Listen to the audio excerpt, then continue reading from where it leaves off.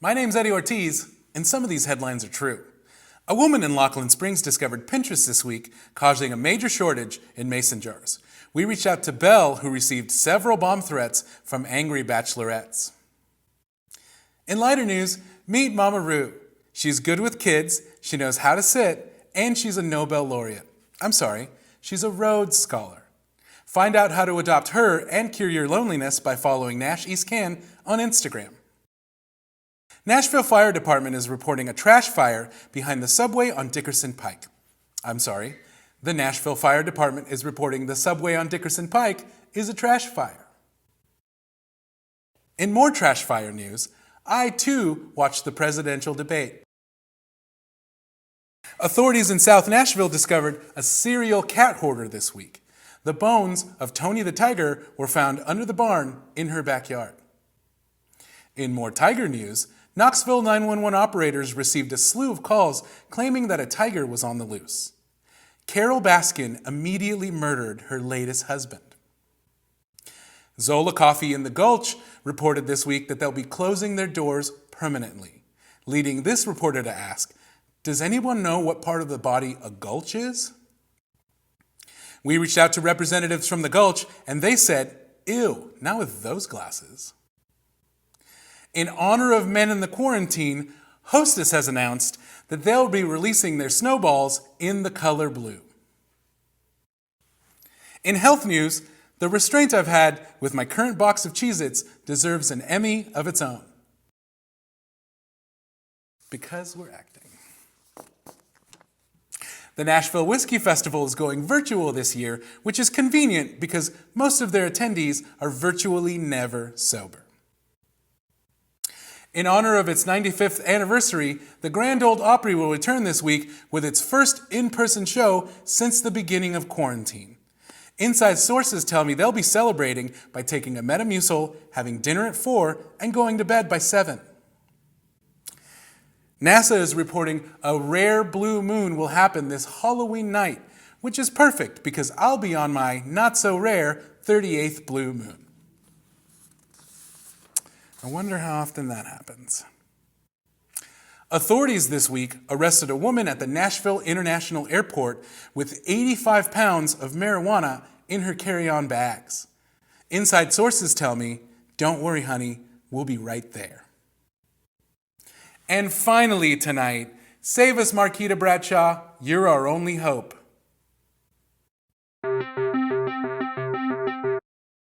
With a future uncertain, there's still one person with her mind's eye crystal clear. Now a look into tomorrow's tomorrow, here's Madam Mind's I. All right, it's a big day for all Aquariuses out there because today's the day you're gonna realize you're gay. So very exciting, congratulations. Okay, where my Taurus is at, your dad is finally gonna forgive you because he's gonna learn that your brother is the one who killed your grandma with uncooked pork, not you. So that's gonna be good too. Let's see, Scorpios, if you have children, their lives are gonna be really hard and they're not gonna achieve their goals. If you don't have children, good for you. That was the right move. So Gemini, go ahead and watch Law & Order SVU Season 3, Episode 4. That's exactly what's gonna happen to you today. That's oddly specific. You know, my ex was a Gemini. Yeah, I mean, you look like a TV murderer, so that makes sense. Moving on, Leos, let me read your horoscope, okay? Because I know what you did, you slut. All right, let's see. It's Libra season, right? Some famous Libras include Donald Glover, Gwyneth Paltrow, and Lee Harvey Oswald. Congratulations, this is all meaningless, okay? I don't really know the rest of the horoscopes off the top of my head, but I think maybe like Areola, is that one? I'm a Sagittarius, you haven't done me. You're more like a Sagittarius, right? There you go, okay. Okay, but please do me. Yeah, sure. You have giant areolas. High five again. Okay, anyways, what else? I think Pisces. Yeah, Pisces, you're going to end up trying to fuck your stepsister today. But tomorrow, you're actually going to be successful. Okay, and then Cancers, every single one of you is getting laid off work. So sad. But Capricorns, let me see. What does it say for Capricorns? you are going to get drafted into the Vietnam War. Wait, that can't be right. Seems pretty old. Anyways, that's all our horoscopes for today. Virgos, stick around after the broadcast because I'm leading a guided masturbation session. I think I might be a Virgo. No, you're not. All right, well, thank you, Eddie. Well, that was a look into the future with Madam Mind's I. We'll be right back.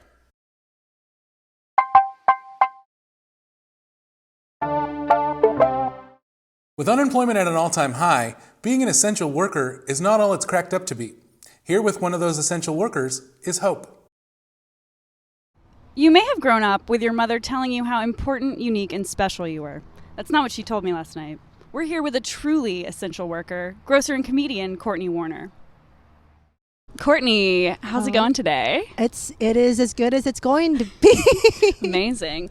Have you noticed any different treatment now that you are officially an essential worker? Do people recognize you on the street or anything like that? No, because I'm wearing a mask and glasses. That's right. And I have blonde hair now. So it helps because people think I'm white from the back. A big change. Which helps from not getting beat up because of COVID, because I'm Asian. How does it feel to be essential to someone other than your mother? It feels nice just to be wanted at all. How is laughter better than penicillin? Well, I'm only allergic to one of those things. And I'm not getting booked a lot right now, so I think I know which one I'm allergic to finally. Do you have any regulars who come into the store? Yeah, I don't like them. Really? Interesting. Because they think that they're friends with us, and I'm like, I'm being paid to be here. I know that's how my therapist probably feels too, but it's still just like a back and forth, and it's just like, I don't care that you're here. A lot of people are here. Like, it's not all about you. You're not the only one that's suffering. Right. Just take a step back and breathe, or have your groceries delivered to you. I don't know. I'm not putting myself out of a job by saying that. I don't think I am. But right. If you can't handle being outside, don't go outside. If you can't handle kids, don't have kids. Exactly.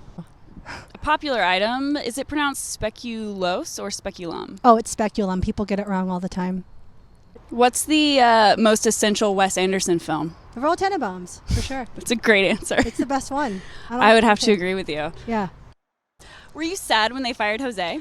I was really sad, but I was even more sad to find out that Ming was let go, because now I am the only Asian in the store. That's got to be rough. Especially in the height of coronavirus, it's been pretty rough, you know. That's why I'm blonde. Where can I find the oat milk? Yes, it's usually right where you're looking, and you just can't see it. So with you have some time off. Yeah. What have you been doing in your spare time? I have been... I've been drinking a lot. I say I'm expanding my palate. You know, I've recently watched the movie Sideways. It's a great movie. And I'm like, I think I'm Paul Giamatti in that movie. He's a failed writer, but he likes to get drunk.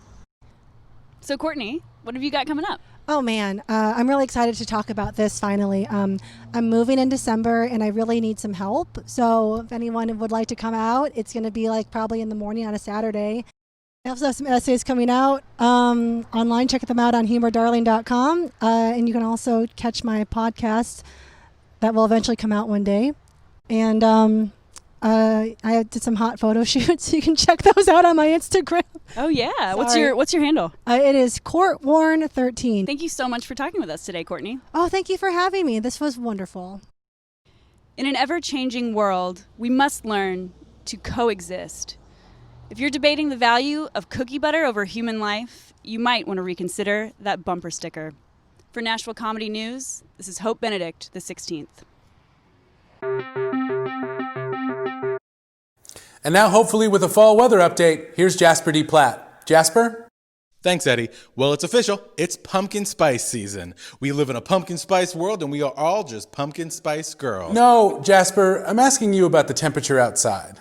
Oh, of course. So I recently got a pumpkin spice latte. How's that news? Enema. It was a pumpkin spice enema, and now I'm feeling pretty sporty pumpkin spice. Can you possibly tell me about the real actual weather? Did you know Waffle House is pumpkin spice now? I mean, you throw it all up. So it's like regular Waffle House, but with a hint of nutmeg. No more pumpkin spice. I need to know about the weather right now. Don't talk down to me. I'm not a baby pumpkin spice. All you have to do is tell me if I need to wear a big coat or a hoodie when I go get popsicles later. Oh, well, don't wear a hoodie. Even a half-black man in America knows wearing a hoodie outside is scary, Pumpkin Spice. Well, I'm not black. With weather, that's been Jasper D. Platt. We'll be right back.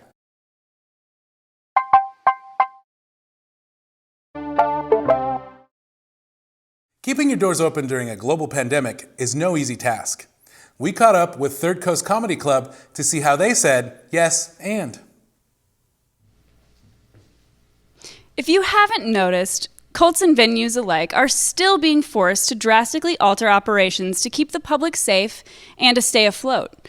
We're here today with Bill Hillsman, Assistant Director of Operations at Third Coast Comedy Club, to see what their day-to-day looks like these days. Bill, what did you do here at Third Coast, and what do you do now? I used to do everything but the finances here. So I bartended, I booked shows, I performed, I ran the gamut of duties, and now I just do website management and ticketing. So you do improv. I do. Does that mean that both of your parents gave you adequate attention, or just one? Neither gave me enough, which allowed me to seek it in any other capacity. Bill, can you stop doing improv for one moment so I can Can't review? stop, man. It's a drug and I'm addicted. How did you get into improv? I actually fell into improv by accident at a club fair at Vanderbilt. A guy pointed at me and yelled, "Do improv," and I said okay. What did you do? I just went to the tryouts on a whim after actually being yelled at to do it. So you improv'd your way into improv. You could say that. Hope. So your validation, how do you get that these days? These days, I mostly don't. But of course, you turn online and try to get it there. Okay, is that what Third Coast has been doing to stay afloat? That's right, yeah. Our website is kind of an information dump. It's a garbage can full of useful things. But Third Coast is doing this cool new strategy where we spend zero money on anything where we can, and then sell everything that we can, and then also offer online workshops. Okay, so OnlyFans? A little bit of OnlyFans, no faces, but you can see your favorite castmates' feet online for a nominal monthly fee. OnlyFans.com/3coastcomedy. Beautiful. Are you a foot man yourself? I am a toe man. What has been your favorite show you've been a part of here, or a good memory, perhaps? We need some joy and levity these days. My favorite show is, of course, one that I'm a part of, which is Johnny Carsick. It's our absurdist sci-fi talk show where all of us play various forms of Johnny Carson. And by merit of having 5 hosts and no content, the show is sort of like a Three Stooges sketch show. It crosses many, many genres of comedy. Amazing. Sounds like it hits a really perfect age demographic. It hits no demographics because we all have horrible taste. But you can find it online, YouTube, Johnny Carson. Incredible. Is there anything... YouTube, Teeny Weeny Media. Is there anything coming up that you would like to promote or tell Nashville about? I've got a sick interview that I'm doing now that everyone should go check out. Oh, yeah? Yeah, on NashvilleComedyNews.com/videos/Bill Hillsman's interview .html. It's a really long hyperlink. Yeah. What's the best way for people to support you personally, and what's the best way for people to support the club? Oh, God. I don't need... Nobody should have to support me personally. Yeah, right. Nobody wants to do that. But you can support the club. Go to our website, thirdcoastcomedy.club, and there's like ways to donate. We got workshops. We got merch. You can spend your money here still. It's just harder to do. There isn't much to laugh about in times like these, but Third Coast Comedy Club is doing the best they can to make sure that day comes again. For Nashville Comedy News, this is Hope Benedict, the 16th. No, it's not. With the news being so bleak, here's Hope with a palate cleanser. Now that time is meaningless, I want to take a moment to go back to a simpler time. A time when Achy Breaky Heart was on the radio, The juice was loose on the streets, and Star Trek: The Next Generation was the apex of popular culture. The year, 1992, the season 5, the episode 26, Time's Arrow. This episode's got a whole bunch of time travel stuff and it's kind of confusing, so pay attention. One day while working 0900 to 1700 hours, the crew of our Starship Enterprise gets called back to Sector 1, 25th century San Francisco. Because Starfleet has discovered that shape-shifting aliens are going back in time to suck the lifeblood out of innocent, boring people from the 1800s. Lieutenant Commander Data is chosen to go apprehend the shapeshifters, but runs into a meddling busybody known as Samuel Clemens. You may know him as the saxophone player from the E Street Band. Basically, the entire episode is an excuse to get the crew out of their regular Starfleet uniforms and into some Western attire. I must say, Jean-Luc looks particularly handsome in his day laborer outfit. They pretend to be a Shakespearean acting troupe, but they get discovered as time travelers by Samuel Clemens, who insists they must leave, which is weird because he wrote a really shitty book about time travel. Of course, they can't leave because those aliens are still out there killing people with a weird umbrella that looks like a rattler.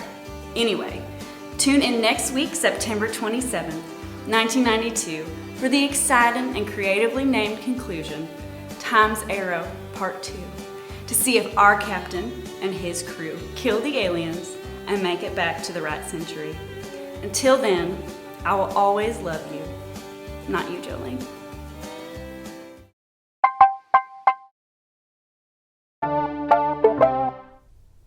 In today's world, getting to the gym can be hard, especially when you have half a banana cream pie in the fridge. Now with a special report on working out at home, here's me, Eddie Ortiz. So Eddie and I met years ago on a psilocybin Reddit, and he reached out to me during the pandemic and was like, I need help with training. And I was like, I've seen a couple of J-Lo's videos. So I thought that the first thing that we would do would be yoga. All right, deep breath in and deep breath out. We're gonna hold here for 60 seconds.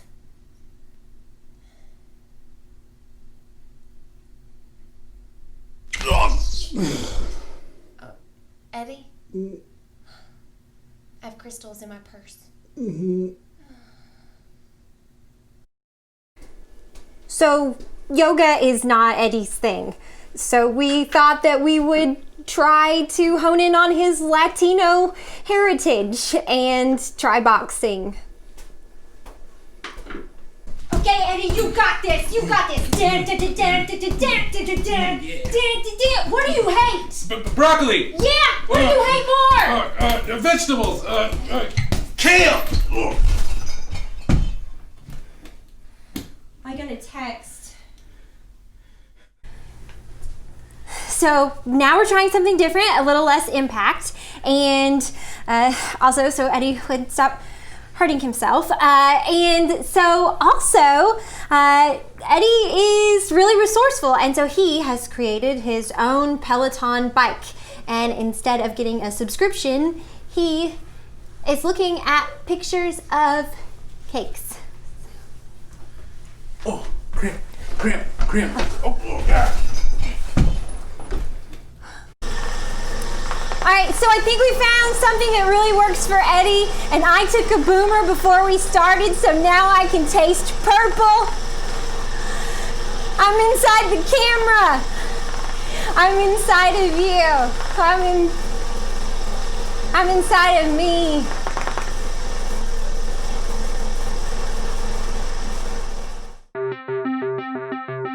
That's our show. Tune in next time to find out if my Batman costume fits for the 17th year in a row.